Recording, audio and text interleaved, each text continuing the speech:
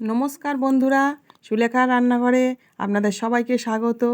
আমি আপনাদের রান্না করে দেখাবো ভেটকি মাছের পাতুরি। 2 পিস মাছ আমি ধুয়ে নিলাম।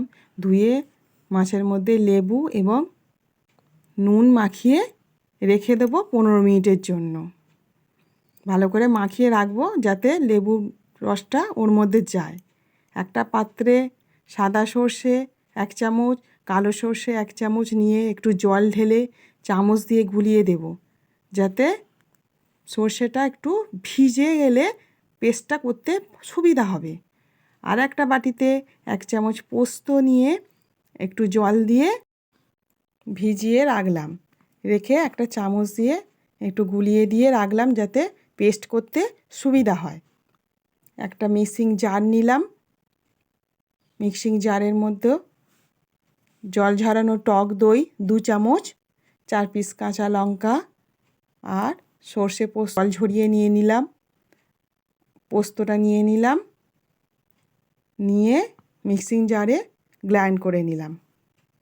এবার মাছটা যেটা আমি নুন আর লেবুর রস মাখিয়ে রেখেছিলাম তার মধ্যে 1 চামচ হলুদ গুঁড়ো, 1 চামচ সর্ষের তেল আর ওই যে পেস্টটা করেছিলাম সর্ষে পোস্ত কাঁচা লঙ্কার, সেই পেস্টটা দিয়ে ভালো করে মাখিয়ে আমি ওটা রেখে দেবো 30 মিনিটের জন্য। দেখুন বন্ধুরা, ওটাকে কিন্তু খুব ভালো করে মাখাতে হবে যাতে মাছটার মধ্যে ওই মশলাটা যায়।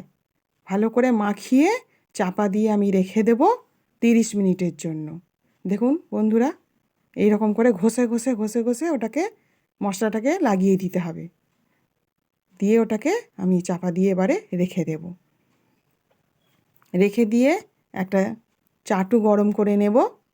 চাটুর মধ্যে আমি একটা কলা পাতা ওটাকে ভালো করে সেঁকে নেব, যাতে কলা পাতাটা যখন আমি ভাঁজ করব যাতে ছিঁড়ে না যায়।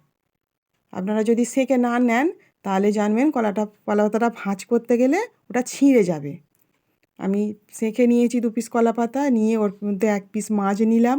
নিয়ে ওই যে সর্ষে পোস্তর গ্রেভিটা একটু দেব, দিয়ে একটা কাঁচা লঙ্কা ওর মধ্যে আমি দেব।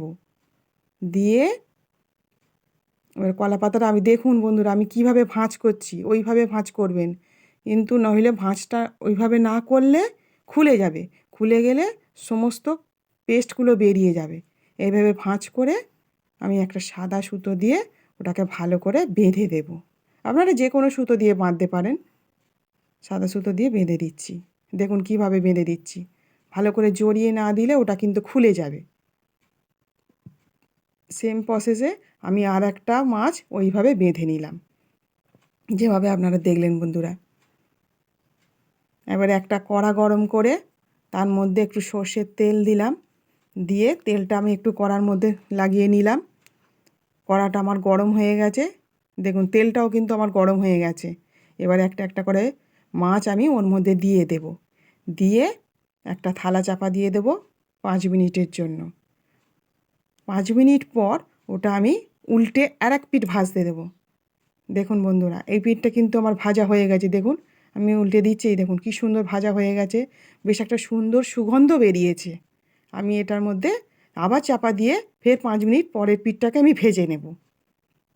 ভেজে নিয়ে উলটপালট করে না ভেজে নিলে ওটা হবে না। দেখুন বন্ধুরা কী সুন্দর হয়েছে, কত সফট, হাত দিলে একদম ভেঙে যাচ্ছে। মুই খেয়ে দেখলাম সেই স্বাদ।